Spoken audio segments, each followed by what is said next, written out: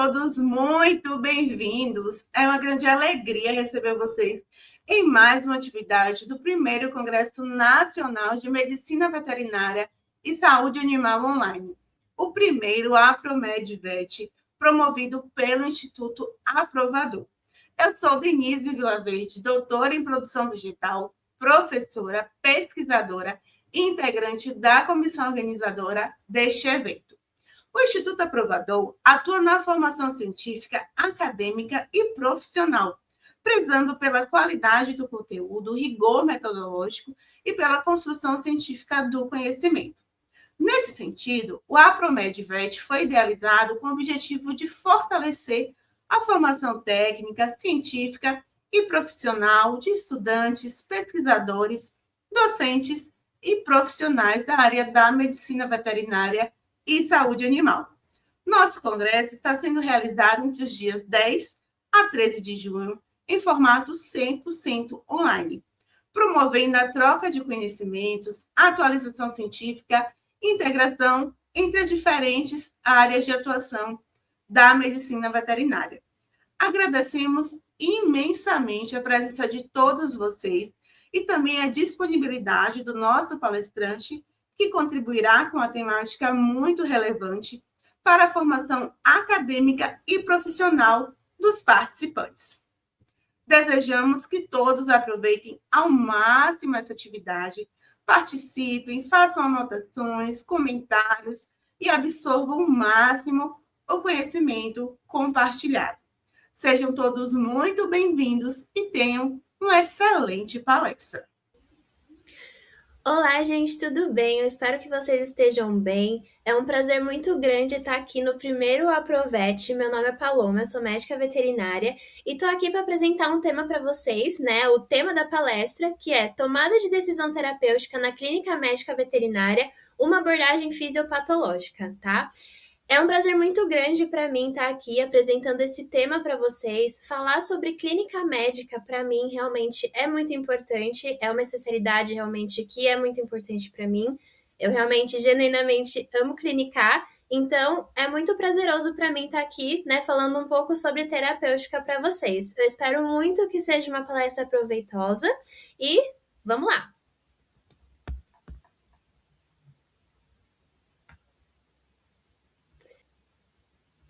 Bom, vou me apresentar um pouquinho, tá? Então, eu sou médica veterinária, sou formada pela Universidade de Santo Amaro, a Unisa, sou pós-graduada em Clínica Médica e Cirúrgica de Pequenos Animais também pela Unisa, mas a minha trajetória na parte da veterinária, ela começou em curso de auxiliar veterinário. Então, eu comecei a fazer o curso de auxiliar justamente por gostar, né, da área pet, e de lá nunca mais saí, né? Adorei trabalhar como enfermeira, trabalhei na parte da enfermagem durante bastante tempo e depois, né, comecei a trabalhar como médica veterinária. Então, né, durante toda a minha trajetória, basicamente trabalhei na parte de clínica médica, então, né, sempre foi uma área que eu gostei muito. Tenho um amor muito grande, né, e genuíno também, eu falo pelo ensino e pela pesquisa. Eu tenho uma paixão pela clínica médica, pela terapêutica, justamente porque, para mim, a clínica médica ela dá um olhar muito amplo para a gente conseguir entender o paciente, a gente conseguir, né, entender o responsável, ter esse contato mútuo é muito importante para o nosso crescimento também pessoal e também para o nosso crescimento profissional. Então, é um prazer muito grande para mim clinicar, tá? Tanto né, essa parte de terapêutica da parte alopática, quanto a parte de medicina tradicional chinesa também é uma área que eu gosto muito, tá? Então, ambas as áreas são. Eu tenho uma paixão bem grande. Tenho um amor genuíno pela neurologia veterinária, tá? Conjuntamente, é uma área que eu acho muito bonita, muito ampla também, bem complexa, mas é uma complexidade que eu gosto muito de estudar e tudo mais. Espero futuramente fazer uma especialização nessa área. E é uma área que eu gosto muito, né? Pensando nisso também, eu acabei escrevendo, né, um e-book chamado Guia Rápido de Neurologia Veterinária. Ele não é um livro voltado para neurologistas, nada do tipo, mas é um livro voltado para nós clínicos, né, para facilitar o nosso dia a dia no atendimento clínico, né, neurológico, que a gente sabe que no plantão veterinário acaba aparecendo casos de complexidade, né, que a gente precisa, de certa forma, fazer o primeiro atendimento. Então, na minha própria necessidade, né, de ter maior esse aconchego na hora de atender, né, essa maior facilidade, foi pensando nisso, esse guia rápido. Então, né, foi uma forma também de cada vez mais estudar essa área que eu gosto tanto, tá? E vamos lá, e também tenho alguns cursos, no caso, né, em área de terapêutica e tudo mais. Tenho alguns trabalhos publicados, né, resumos simples e expandidos, tá? E também algumas publicações em revistas voltadas para a área de clínica médica também. Então, vamos lá para a palestra mesmo agora. Bom, vamos começar com a seguinte pergunta, né? Então, dois pacientes com o mesmo diagnóstico devem receber o mesmo tratamento? A gente começa, né, elencando essa pergunta, discutindo sobre essa pergunta. Então, será que dois pacientes que foram diagnosticados ali da mesma forma, que estão sofrendo ali da mesma clínica, eles devem receber o mesmo tratamento, a mesma conduta clínica? Tá? Então, é a pergunta que a gente vai tentar responder com essa palestra, né? Espero que a gente ali consiga. Então, como objetivos, tá, dessa palestra, é a gente compreender a importância do raciocínio fisiopatológico na tomada de decisão terapêutica. Então, a gente entender o quanto que a fisiopatologia ela interfere nas condutas que a gente vai ter com o paciente. É a gente entender a fisiologia do paciente, a gente entender a patologia daquele paciente, para a gente conseguir usar a melhor terapêutica para o paciente, né? A gente pensa muito em diagnóstico, então a terapêutica para o diagnóstico, mas a gente nunca pode esquecer que cada paciente é um paciente e que cada um deles depende de uma terapia diferente. Então a gente sempre tem que individualizar, e essa palavra a gente vai falar bastante durante a palestra, tá? Correlacionar alterações fisiopatológicas com as condutas clínicas instituídas. Então, ver como que a fisiopatologia ela interfere na escolha ou não de determinadas condutas, ou explicar porque muitas vezes a gente deveria ter algum tipo de conduta, né? Deveria, teoricamente, pelo diagnóstico que a gente obteve, mas que a gente acabou tomando um caminho diferente ou até tendo alguma alteração do protocolo por conta da fisiopatologia da doença e da fisiopatologia do paciente, tá? Discutir a individualização terapêutica na clínica médica, então, tratar cada paciente como um paciente, individualizar realmente o protocolo, né? Olhar cada paciente como único, né? Então, tal terapia para tal paciente, né? Para a gente não pensar em generalizar, em fazer um protocolo generalista para todos, tá? Abordar situações em que a terapêutica inadequada pode contribuir para iatrogenias e também para agravamento clínico, tá? Isso é bem importante porque essas iatrogenias nada mais é do que algumas coisas que a gente mesmo causa no paciente. Então, não é que é inerente ao paciente.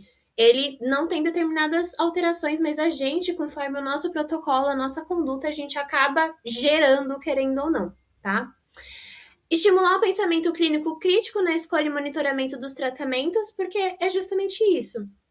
Quando a gente individualiza o paciente, a gente consegue ter um senso crítico muito melhor e muito maior, justamente porque a gente consegue pensar o porquê a gente está usando, a gente consegue entender o que a gente está fazendo e com base no que a gente entende, a gente consegue expor o que a gente está fazendo. E isso dá muito mais segurança, né, para o nosso responsável também e na parte de conduta clínica mesmo, tá? E integrar conceitos da fisiopatologia, farmacologia e prática clínica veterinária. A gente sabe que a fisiologia e a farmacologia elas são muito teóricas, né? A fisiologia, a fisiopatologia é muita teoria. Então a gente conseguir atrelar esses dois conceitos à prática clínica, porque a gente sabe que a clínica médica ela é basicamente a maior parte, né, pautada na prática mesmo. Então a gente conseguir atrelar a teoria à parte prática mesmo, tá?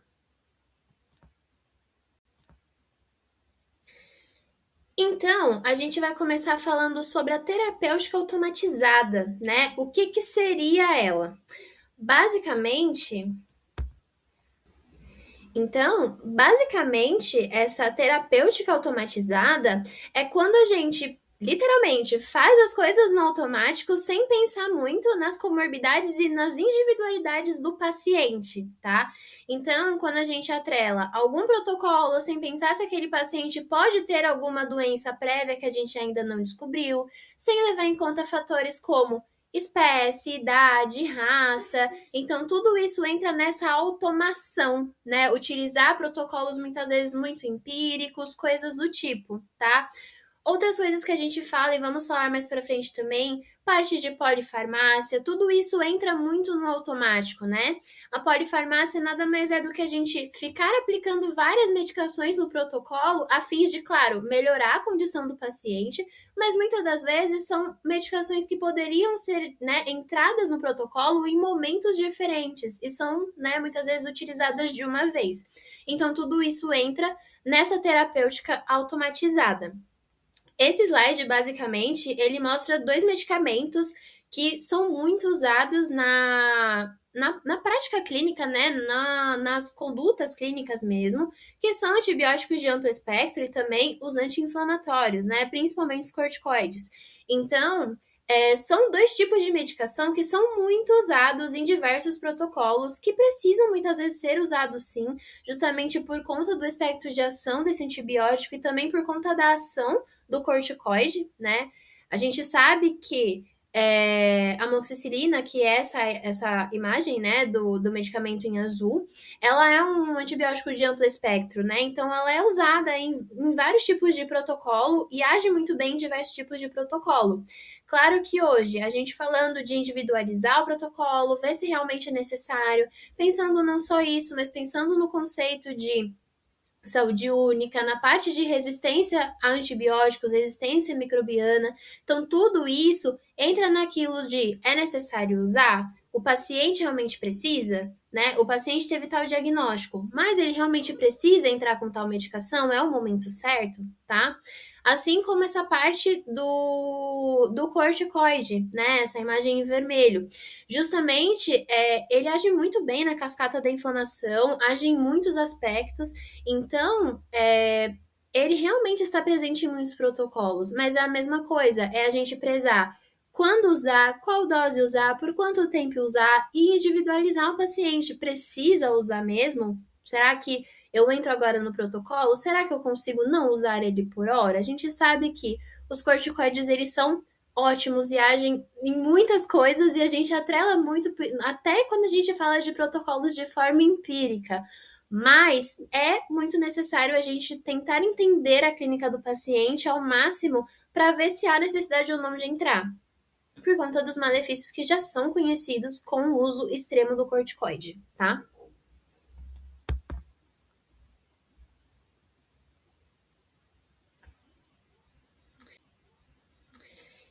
Então, alguns exemplos rápidos, tá? Para a gente falar sobre essa terapêutica automatizada. Fluidoterapia, né? A gente sabe que a maior parte dos pacientes que passam por regime de internação, que eles, né, estão no regime de fluidoterapia. E é a gente pensar, o paciente naquele momento precisa de uma fluidoterapia, quanto que ele precisa, por quanto tempo ele precisa, né? Qual que vai ser a taxa que ele vai utilizar, né? Qual é o total que ele vai precisar durante esse período de internação? Ele foi reavaliado durante esse período de internação para ver realmente se ele ainda precisa durante todo esse período. Então, a fluidoterapia é um tipo de exemplo de terapêutica automatizada que não pode acontecer, né? É individualizar e ver realmente o tanto que o paciente precisa, se precisa, para conseguir avaliar bem, tá? Esse exemplo de fluidoterapia agressiva em cardiopata, né? A gente pensa que, né, pensar nessa parte de, nas cardiopatias, a gente entra ou não com fluidoterapia. E tudo, claro, depende muito da estabilidade desse paciente, como é que está a situação da parte, né, de cardiopatia desse paciente, e pensar esse paciente, ele tá normovolêmico, né, ele tá hidratado, ele tá tendo perdas, então não é só porque o paciente ele é cardiopata que ele não precisa de um cuidado, né, hemodinâmico que eu digo na parte de fluidoterapia. Então, tudo isso tem que ser individualizado da clínica do paciente, como o paciente está no momento, e individualizar o tanto que ele precisa, tá? Diurético em paciente hipovolêmico é aquilo. Muitas vezes o paciente realmente ele tá ali com edema pulmonar, ele precisa realmente de uma terapia diurética, mas muitas vezes o paciente ele tá desidratado. Então eu vou, né, usar uma medicação que vai ter essa perda de líquido num paciente que já tá tendo uma perda normalmente de líquido a mais.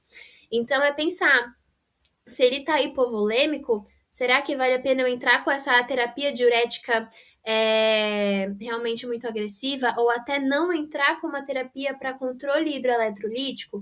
Então, tudo isso tem que ser muito pensado, tá? Então, não é só porque o paciente tá com essa terapia, né, essa terapia diurética que ele não precisa se hidratar também.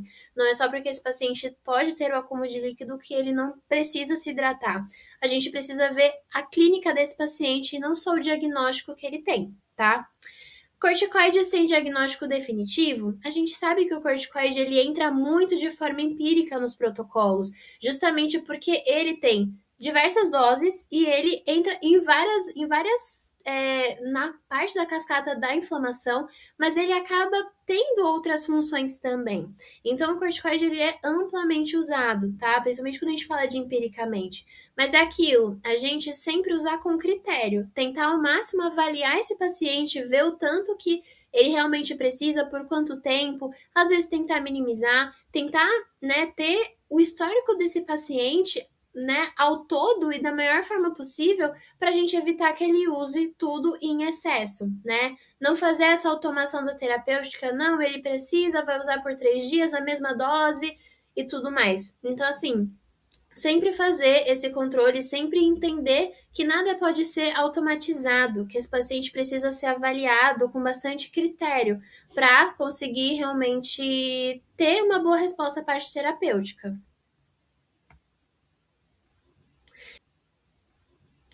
Então, gente, como pensar fisiopatologicamente? É a gente ver o que está acontecendo com esse paciente, o porquê que está acontecendo isso. Esse porquê, eu acho que é a principal questão e a principal pergunta que a gente tem que ter quando a gente pensa em individualização.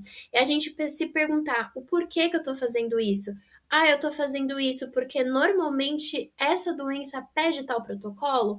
Não, eu estou fazendo isso porque esse paciente precisa disso.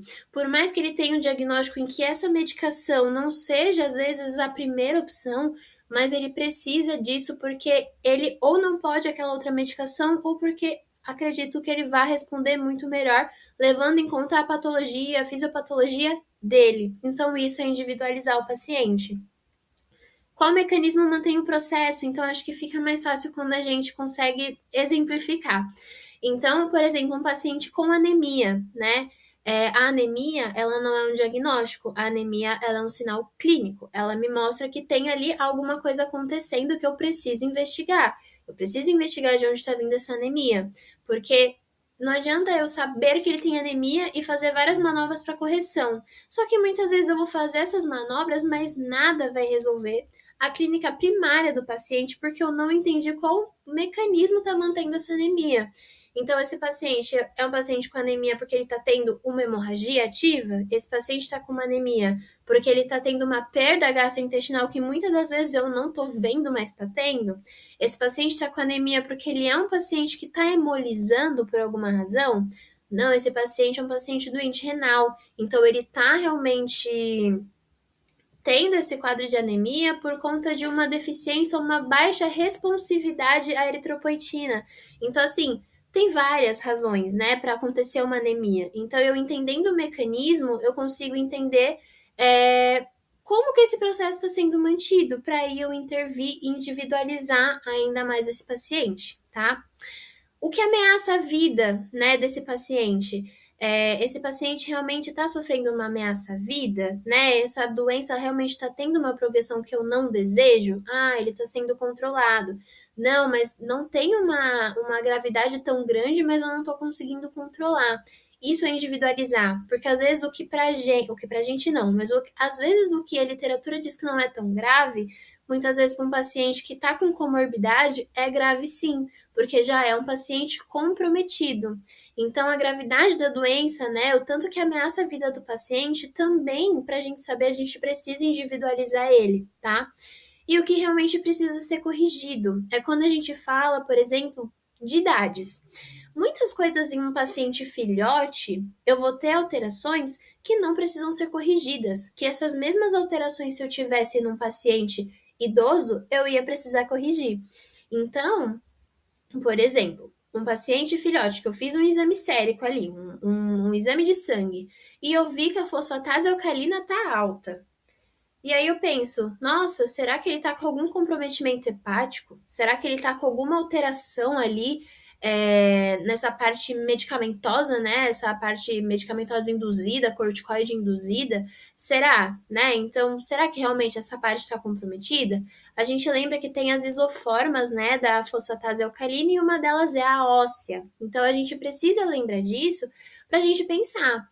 Não, um paciente com a fosfatase alcalina alta, filhote, é esperado, porque ele tem crescimento ósseo, ele está crescendo. Então, querendo ou não, essa FA, ela vai realmente estar aumentada, né? É normal eu encontrar isso. Então, isso não precisa ser corrigido. Agora, um paciente com anemia, por exemplo, não é fisiológico ele ter anemia. Pode acontecer por alguma alteração ali, mesmo que seja rápida, mas não é fisiológico. Então, isso são alterações que precisam ser corrigidas. Algumas delas não precisam, tá? E a gente só sabe que não precisa corrigir quando a gente olha para o paciente como único e individualizado, tá bom? Então,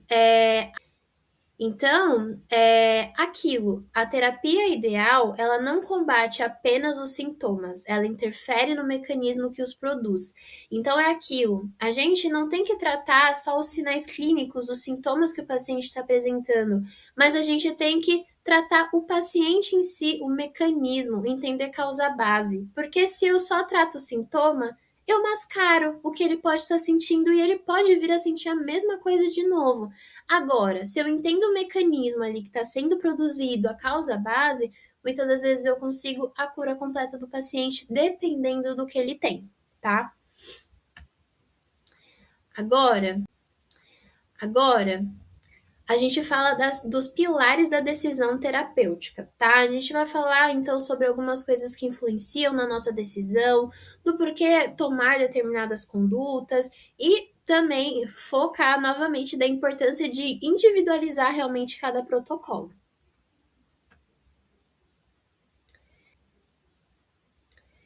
Então, quais fatores influenciam, né? Em relação ao paciente, espécie. Hoje em dia, a gente sabe que os gatos, eles não são cães pequenos, né? Como acreditava-se.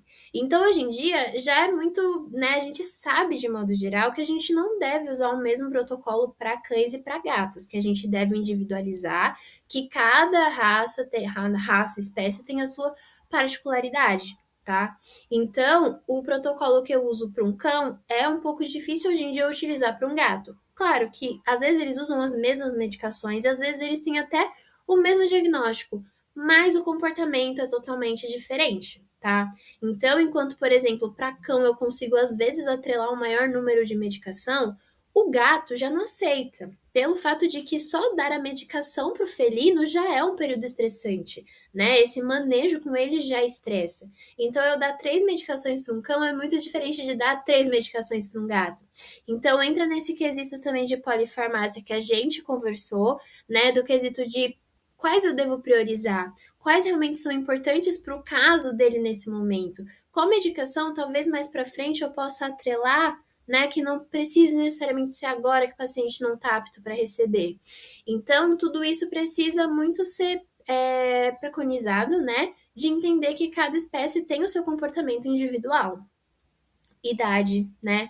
Mesma coisa.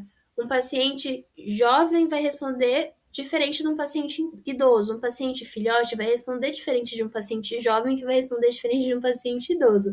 Cada um deles vai responder de uma forma.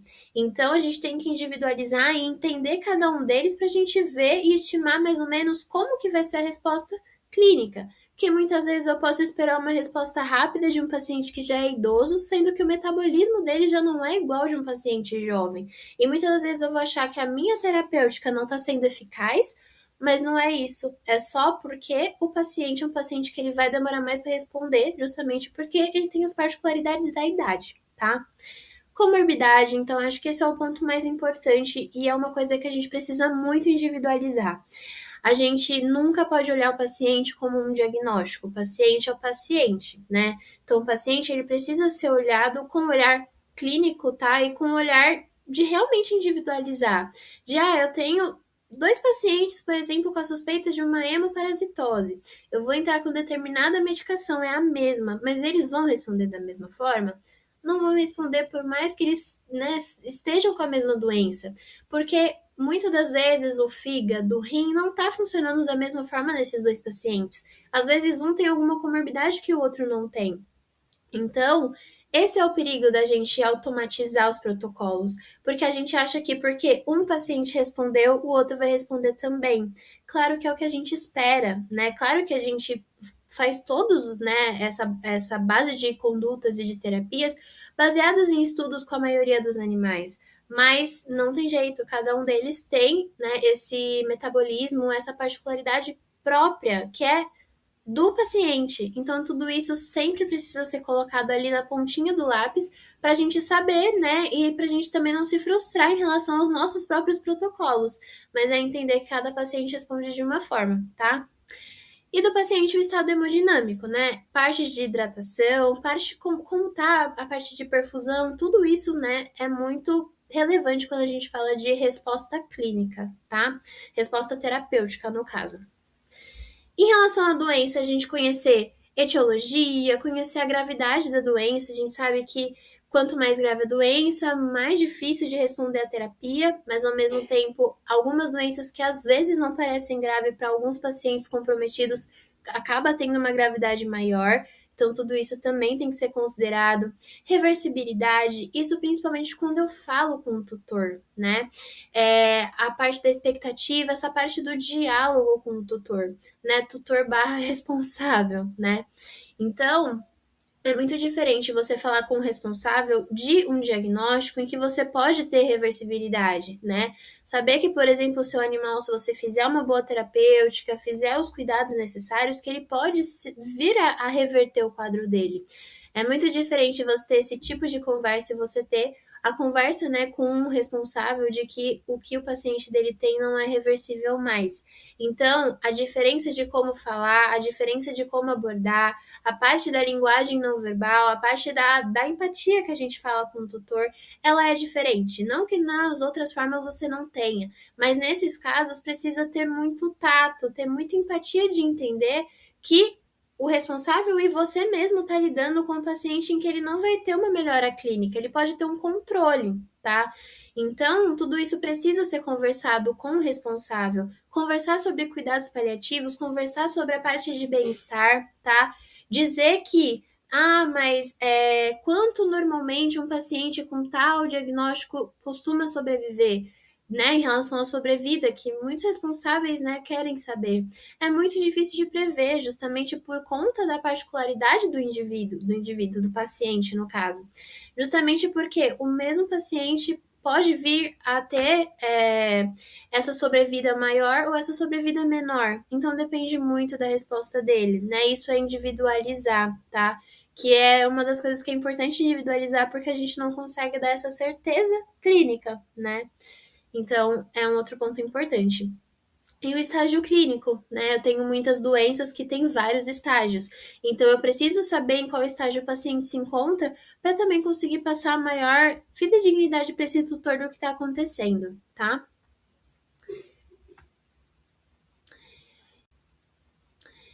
Em relação à terapia, né? Então, quais que são os benefícios esperados? Tipo, então eu espero realmente que esse paciente responda de determinada forma. Então, o que eu espero com tudo isso que eu estou fazendo? Quais são os riscos, né? A gente sabe que tem muitos riscos. em relação à terapia, não tem jeito. Toda terapia, toda terapêutica, ela tem um risco, né? Então, a gente precisa passar esse risco para o responsável, a gente precisa também estar cientes desse risco.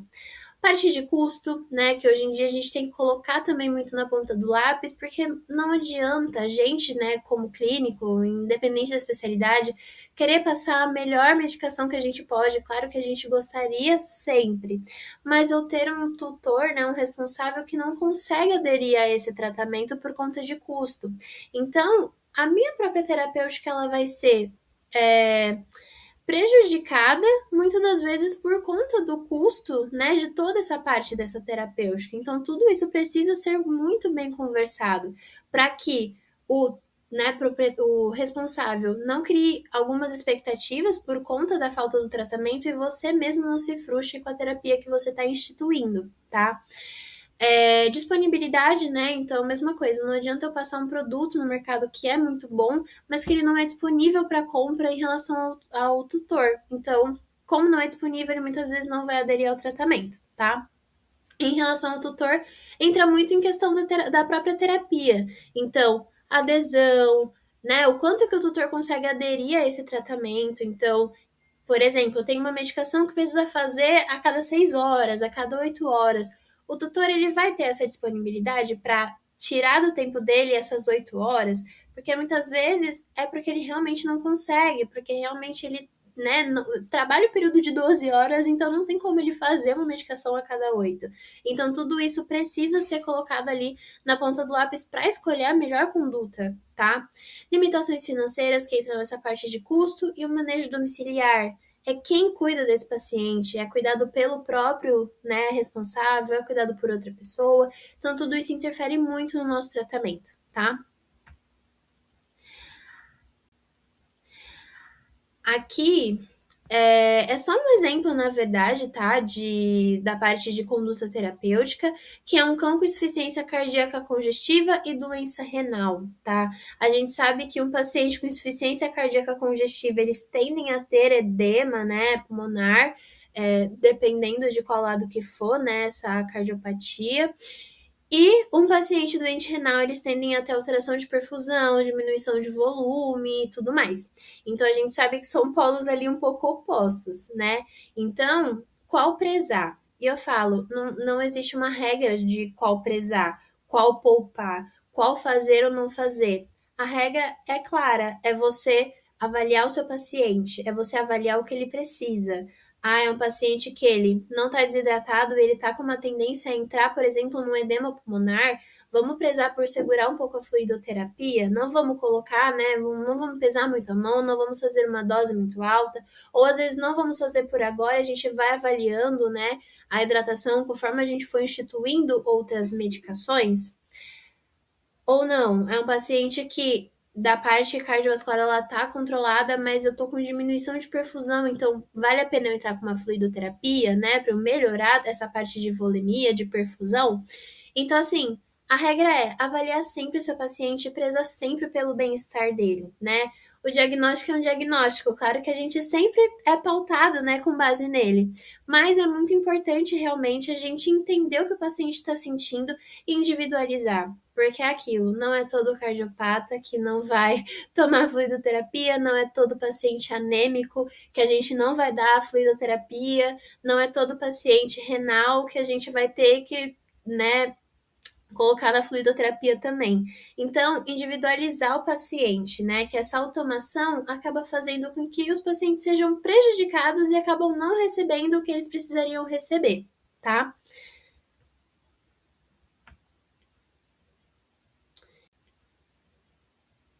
Então, é a gente entender qual mecanismo está causando o problema, né? Qual que é a etiologia do quadro, qual que é a fisiopatologia do que está acontecendo. Esse paciente tem a reversibilidade, o estágio clínico, tudo isso que a gente já conversou, tá? quando a gente entende esses pontos, claro que muitas das vezes é difícil a gente entender a etiologia, se a gente pudesse, né, entender tudo o que está acontecendo com o paciente, ia ser muito bom, mas muitas das vezes tem muitos fatores que acabam interferindo.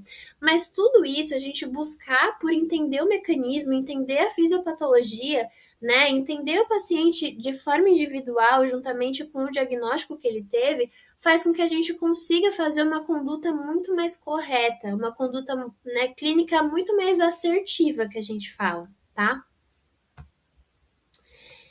Então,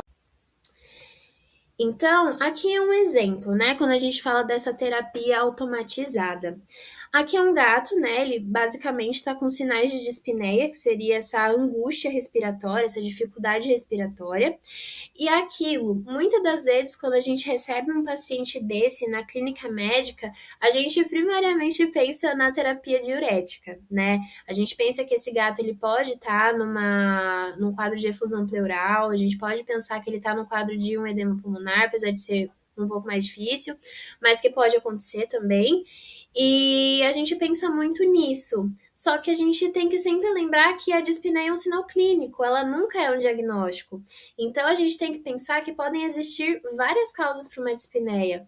Então, realmente, eu posso ter um paciente que está com efusão, posso ter um paciente que está ali num edema pulmonar, né? E nesse caso, precisam realmente de uma terapia diurética, mesmo assim com critério. Mas eu posso ter um paciente num quadro asmático que está em crise. Então, é pensar nisso também, que eu posso ter outras possibilidades, que não necessariamente precisaria de uma terapia diurética. E muitas das vezes, se a gente não pensa nisso, a gente acaba instituindo uma terapia que não seria necessária, tá?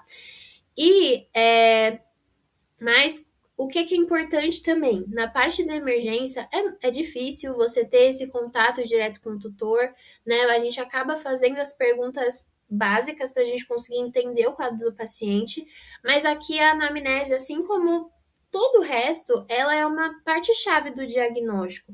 É você entender se isso começou agora, se isso aconteceu faz um tempo, se o paciente caiu, se o paciente estava normal e de repente ficou assim, se o paciente já veio apresentando isso há muito tempo. Então, o tutor, ele auxilia a gente a conseguir entender e a gente a conseguir individualizar o paciente. Porque se chega com a gente numa queixa genérica, que é, por exemplo, um quadro de dispneia, e a gente não tem nenhum tipo de histórico clínico, é muito difícil a gente individualizar, né? Então, a gente acaba, de primeiro caso, individualizando esse paciente por conta da anamnese, porque numa emergência, né, de primeira, às vezes a gente não tem como fazer muitos exames para a gente tentar, né, pensar em relação a outras comorbidades, tá? Então, a anamnese acaba sendo um ponto que a gente precisa ter para a gente conseguir individualizar esse paciente. Então, o ponto, o sinal clínico, ele não é o diagnóstico. Ele só me mostra que tem algo ali que não tá legal, tem algo ali que precisa ser corrigido. Mas ele não me mostra o que é, né? O que vai mostrar que precisa ser corrigido realmente é a parte de exames complementares, o nosso raciocínio clínico, a nossa anamnese, que mostra muito pra gente o que precisa, né? O que está acontecendo ali e principalmente para a gente individualizar o paciente, justamente porque eu falo, quem mais olha o paciente, teoricamente, é o responsável. Então, ele que vai saber responder muitas perguntas que você vai matutar na sua cabeça, que a gente matuta na cabeça muitas vezes, né? E o tempo inteiro. Então, o próprio responsável que consegue responder essas perguntas pra gente começar a individualizar o protocolo daquele paciente, para a gente tentar ao máximo não fazer as coisas empiricamente, tá? Então é aquilo, o sinal clínico ele não diagnostica, tá? Ele só vai levar a gente a pensar no diagnóstico. E quando a gente pensar no diagnóstico, a gente precisa continuar individualizando esse paciente, porque o paciente ele não é o diagnóstico, o paciente ele é único, ele é um paciente que ele precisa ser olhado de uma forma ampla e de uma forma única. Então, alguns exemplos, né? Crise epiléptica, por exemplo, né? É um sinal clínico, tá? Não é um diagnóstico, tá? É sempre o sinal de que tem alguma coisa acontecendo ali nesse sistema nervoso central, tá? Azotemia, tá? Que me mostra que tem alguma alteração que pode ser pré-renal ou pós-renal, depende muito da clínica do paciente, depende muito dos exames complementares do paciente e da anamnese, né, que o tutor vai trazer para a gente, tutor barra responsável. Anemia também não é um diagnóstico, é simplesmente um sinal clínico, então ele me mostra se está acontecendo alguma coisa, tá? Anorexia, tá? Dispneia, esses sintomas, assim, bem genéricos, eles são sintomas, sinais clínicos, mas eles não são diagnósticos, a gente precisa investigar o que realmente está acontecendo ali com o paciente. Então, como proceder? Então, é a gente entender que diante desse quadro, por onde a gente começa, né, pensando em regime de internamento, como é que a gente começa individualizando esse paciente, né? Primeira coisa é a gente pensar numa anamnese, né? Quando falam que a anamnese é a maior parte a anamnese ela constrói a maior parte do seu diagnóstico, e isso é verdade. A conversa com o tutor, tudo isso faz com que a gente consiga começar a individualizar esse paciente. Porque muitas vezes o tutor ele vai saber de coisas já de cara ou até comorbidades que o paciente tem, que muitas das vezes você precisaria descobrir caso ele não te falasse. Então, isso já ajuda a gente a individualizar cada vez mais esse paciente, tá? Então, é uma das formas de proceder, a parte da anamnese. Algumas outras coisas, então, o cuidado hemodinâmico também é uma forma da gente começar individualizando esse paciente, principalmente, como a gente falou, regime de internação. A gente costuma usar muito a parte de fluidoterapia, justamente porque os pacientes que chegam em regime de internamento, eles estão hemodinamicamente instáveis. Então, eles precisam realmente, às vezes, de uma fluidoterapia, né, de uma soroterapia, no caso. Mas é aquilo, é não entrar no automático, é não fazer justamente por fazer, é você fazer uma coisa com critério, uma coisa individualizada. É quando realizar a fluidoterapia, por quanto tempo, posologia, tudo isso. Todo paciente precisa? Será que o paciente que eu estou internando só porque ele está internando, ele precisa de uma fluidoterapia? Ele teve perda? Ele vai ter perda? Então, tudo isso precisa muito ser colocado na balança para não fazer esse volume a mais. Porque às vezes a gente acha que fazer uma fluidoterapia, ainda mais com uma suplementação para o paciente, traz benefícios e realmente traz. Mas a gente hiperidratar esse paciente, né? Deixar essa perfusão aumentada também é um risco para esse paciente, né? Riscos ali hemodinâmicos, riscos até da parte de que a gente fala de edema pulmonar, coisa do tipo. Então, mesmo uma fluidoterapia, ela precisa e deve ser controlada, tá? E sempre ali feita da forma mais individualizada possível. Uma pergunta que a gente precisa se fazer é se o paciente ele precisa, né, de volume ou ele precisa de uma perfusão, tá? Então, o paciente que precisa de volume, ele perdeu algum volume por algum mecanismo? Então, teve perda realmente de alguma parte sérica, algum volume realmente sanguíneo, por exemplo? Então, ele está tendo algum sinal de hemorragia? Ele está tendo algum grau de desidratação? Ele está tendo perda pelo trato gastrointestinal, que levaria ele realmente a perder alguma coisa? Tá em choque hipovolêmico, que aí realmente já é uma desidratação mais grave, né? Uma perda de volume mais grave. Tá com início de sepse, que a gente sabe também que tem a parte de congestão, que leva esse paciente a ter realmente essa diminuição de volume. Então, causas, né, de perda de volume, tá? Não é relacionada à perfusão, mas relacionada à parte de volume, na verdade.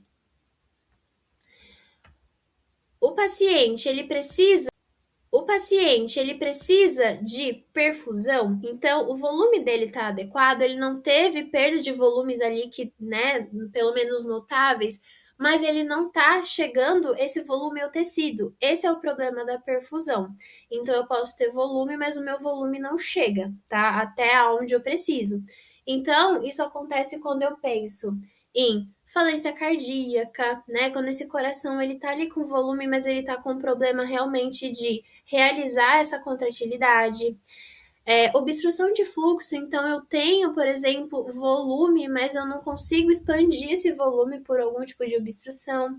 Congestão, então quando eu tenho realmente esses órgãos com a dificuldade de ejetar volume para outros locais. Então tudo isso realmente precisa ser visto para ver se esse paciente precisa de uma intervenção na parte de volume, na reposição volêmica, ou se realmente ele precisa aumentar essa parte, né, de perfusão. Alguns outros exemplos, tá?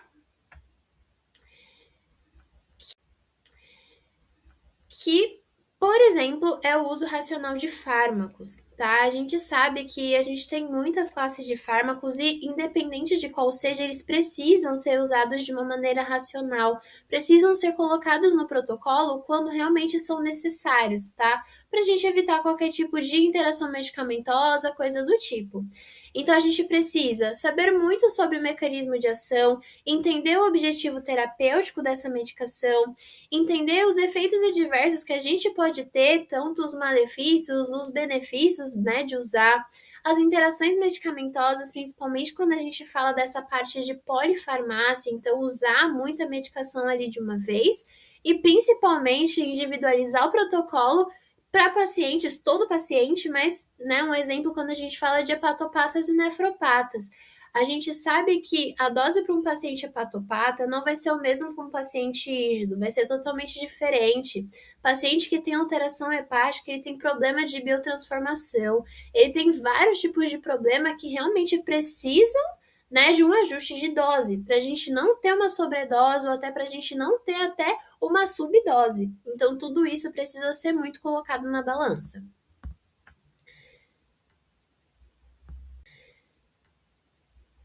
A gente fala um pouco sobre o uso dos antimicrobianos. A gente sabe hoje em dia que a gente precisa usar eles com muita cautela. Hoje em dia a gente fala muito sobre resistência bacteriana, resistência a antimicrobianos, não só da parte da medicina veterinária, mas a gente sabe que tem cada vez mais bactérias resistentes. E isso quando a gente fala do conceito de saúde única, saúde pública, então isso precisa ser falado, isso precisa ser usado de forma racional. Então, é aquilo, a gente precisa sempre prescrever de forma racional, quando o paciente precisa, tá? Então, quando a gente fala até dessa terapêutica automatizada, né, essa individualização do protocolo e pensar na fisiopatologia do paciente para prescrever uma medicação, principalmente um antibiótico, não é só a gente pensar na medicina veterinária, é a gente pensar na medicina do coletivo, né? A gente pensar em saúde única, saber que a resistência que está tendo neles é uma resistência que está tendo na gente. E a gente se conversa aí nesse contexto aí de saúde única, então não dá para separar, né? Isso realmente é um conjunto. Nesse caso, a gente não individualiza, a gente fala no contexto geral que essa resistência antimicrobiana, né, essa resistência bacteriana afeta todos nós, não tem jeito, tá? Então, quando a gente fala de um uso racional, então eu estou tratando uma infecção bacteriana real ou eu estou tratando apenas uma resposta inflamatória, tá? Então, realmente, pela clínica do paciente, individualizando ele, vendo o histórico clínico dele, olhando tudo, a fisiopatologia do que ele está sentindo, eu estou tratando uma infecção real ou realmente o paciente ele pode estar inflamado por conta de todo o mecanismo? Então, tudo isso eu preciso avaliar, porque muitas das vezes o meu exame complementar, o meu exame de sangue, ele vai dar uma alteração que pode ser tanto uma coisa, tanto outra. E o que que vai mandar, o que que vai dizer? Claro, exames complementares, né, podem te dizer muito mais, exames mais específicos, mas o seu raciocínio clínico, ele é o nosso raciocínio clínico, né, ele é essencial nessa parte, para a gente ver se a gente está diante de algo, de uma infecção real, ou se é algo que não, né, que realmente é inflamatório. Então, algumas perguntas, né, que a gente precisa se fazer. Então, toda febre precisa de um antibiótico? Toda leucocitose precisa de um antibiótico? Toda gastroenterite precisa de um antibiótico, né? Essa última questão, justamente porque a gente sabe que hoje em dia a maior, né, parte das gastroenterites a gente consegue fazer um manejo com probiótico, com ração, né, específica, muitas vezes com alguma imunomodulação aí. Então, muitas vezes a gente deixa o antibiótico como última opção para a gente não destruir a própria microbiota que tem ali, né? Nossa microbiota intestinal, tá? Então, pensando na fisiopatologia, tá? Existe realmente bactéria? Onde está o foco infeccioso caso tenha alguma bactéria? O antibiótico, ele alcança esse tecido, tá? Que não adianta eu usar ele também e ele não tem uma boa biodisponibilidade onde eu quero que ele haja. O ambiente, ele reduz a eficácia, então onde eu estou agindo com esse antibiótico, o ambiente, ele é propenso realmente para melhorar ou piorar essa quantidade de bactérias? Eu tenho fatores de resistência bacteriana, biofilme, eu tenho necrose, tenho abscesso, então tudo isso precisa ser levado em conta, tá? Alguns, alguns erros comuns, tá?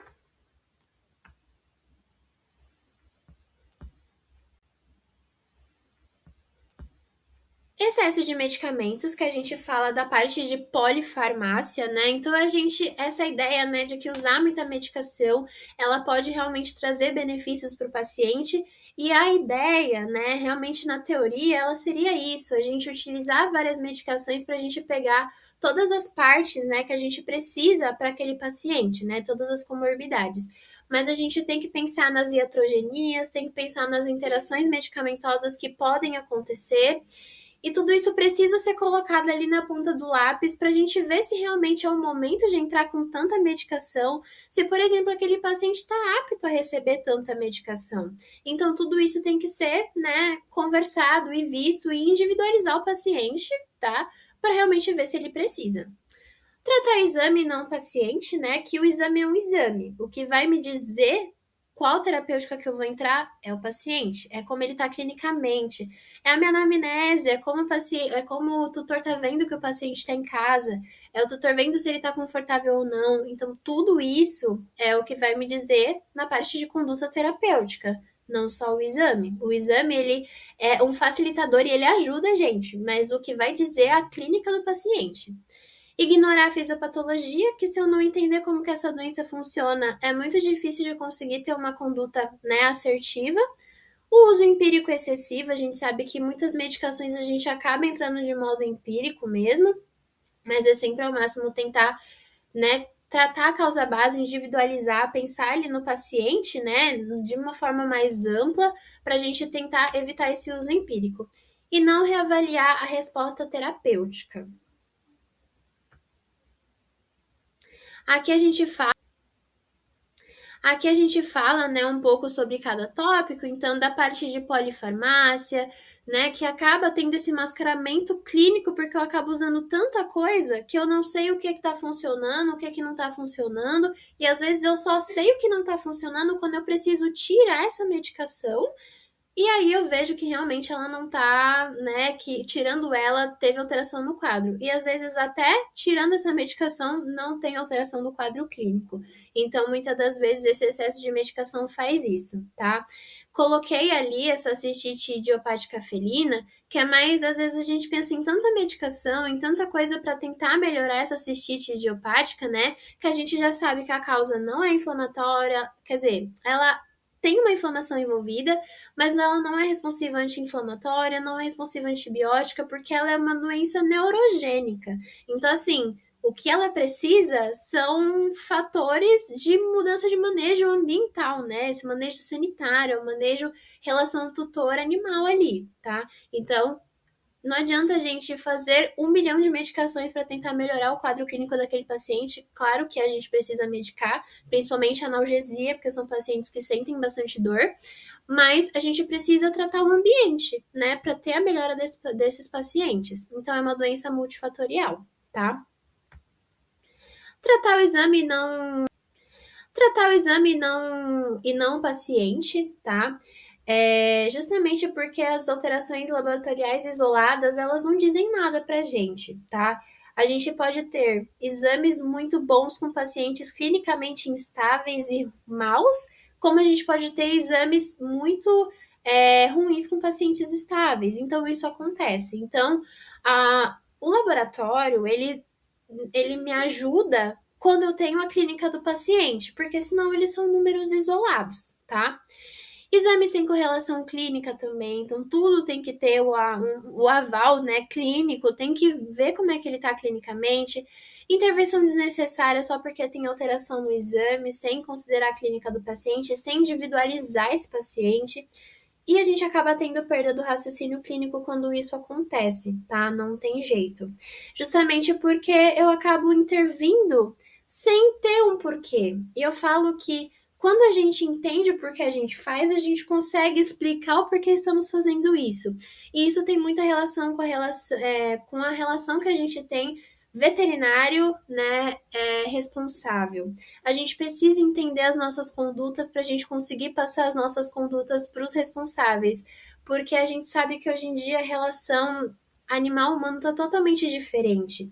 Então, a gente precisa saber explicar o que a gente está fazendo, porque para a gente evitar dúvidas e evitar exatamente fazer uma terapêutica incorreta por parte do próprio responsável. Então, né, a gente precisa tratar o paciente como único e individualizar, tá?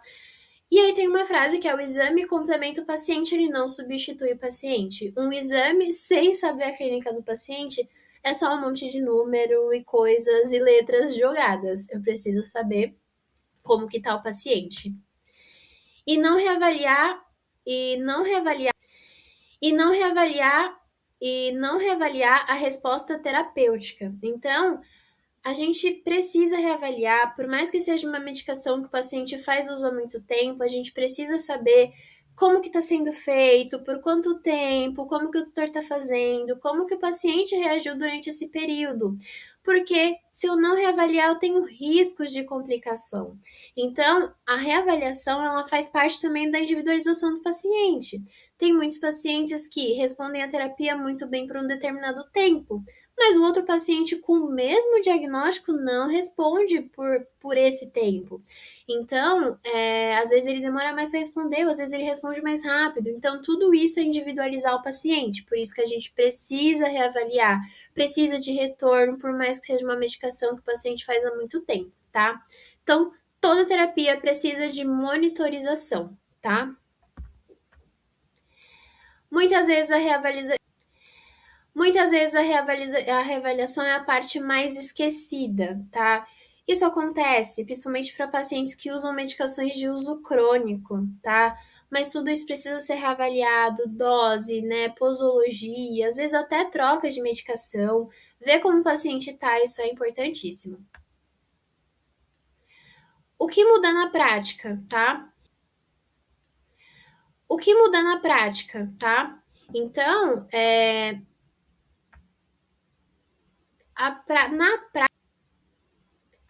na prática em si, a forma de interpretar os sinais clínicos, então, quando a gente individualiza o paciente, a gente consegue é, fazer um protocolo muito mais assertivo, né? Ver qual a comorbidade que ele tem, conseguir fazer um protocolo muito mais centrado, muito mais realmente assertivo, né? E a gente consegue interpretar muito mais os sinais clínicos, porque se eu entendo que o paciente tem determinada comorbidade, eu consigo entender às vezes o porquê isso está acontecendo, porque ele não está respondendo, ou às vezes até o porquê ele respondeu mais rápido ao que eu instituí, tá? Quando isso muda na prática, quando eu individualizo, os sintomas eles param de ser só nomes. Então, uma anemia para de ser só uma anemia. Ela é uma anemia causada por tal coisa, e o paciente respondeu determinado fármaco ou não, ou eu preciso fazer uma outra intervenção. Então, os sinais, eles são parte dos mecanismos biológicos. Eles vão me dizer em relação a como proceder a parte da terapêutica, tá? E é aquilo, não é qual medicamento, e sim qual mecanismo. O mecanismo do que está acontecendo é que vai me mostrar qual medicamento que eu realmente vou utilizar. Claro que às vezes a gente entra com as coisas empiricamente, como a gente falou lá no começo, mas é sempre tentar ao máximo individualizar esse paciente para a gente conseguir fazer as coisas da maneira, né, mais assertiva possível. Então, base... então, basicamente, né, elucidando tudo, individualizar o protocolo sempre e ao máximo, tá? Para a gente ter uma terapêutica muito mais assertiva. E como última frase, compreender a fisiopatologia não aumenta só o nosso conhecimento, melhora a qualidade das decisões clínicas. É a gente fazer tudo de uma maneira mais correta, mais assertiva, de uma forma muito mais ética, né? Sempre prezando o bem-estar dos animais, né? Então, não é só mais um animal, né? É um paciente nosso, é um membro da família, então ele precisa ser olhado, cada paciente com um olhar único, por mais que ele tenha uma doença que vários pacientes têm, mas precisa ser individualizado, porque cada animal é um animal e cada um responde de um jeito. Então, basicamente, quando a gente entende a fisiopatologia de cada um, quando a gente entende e individualiza o protocolo, a gente consegue fazer uma medicina veterinária mais assertiva, né? Sempre buscando o bem-estar desses animais. Então, basicamente é isso. Tá, gente? Agradeço muito pela atenção de vocês. Eu espero muito que tenha sido uma palestra proveitosa, né? Que, né, tenha agregado alguma coisa na rotina de vocês e tudo mais. Foi um prazer muito grande, como eu falei, falar sobre clínica médica para mim é sempre um prazer, porque como eu falei, essa amplitude, né, esse olhar amplo que a clínica traz pra gente é sempre um prazer para mim, né, discutir e falar sobre casos e também entender as particularidades de cada paciente, né, porque, como eu falei, cada paciente é único na nossa vida e também na vida dos responsáveis, então eu espero que tenha sido uma palestra muito proveitosa. Aqui tá o e-mail, tá, para caso de dúvidas. Tá? Que é esse e-mail que tá aqui. E eu espero que vocês gostem, né, da palestra. E no mais é isso, gente. Desejo para vocês uma boa noite, boa tarde ou um bom dia, tá bom? E é isso. Obrigada. Chegamos ao final de mais uma atividade do Congresso Nacional de Medicina Veterinária e Saúde Animal Online. O primeiro, a ProMedVet. Em nome da comissão organizadora, gostaríamos de agradecer imensamente ao nosso palestrante pela disponibilidade, pelas excelentes contribuições e por compartilhar conosco conhecimentos tão importantes. Agradecemos também a todos os participantes que acompanharam esta atividade.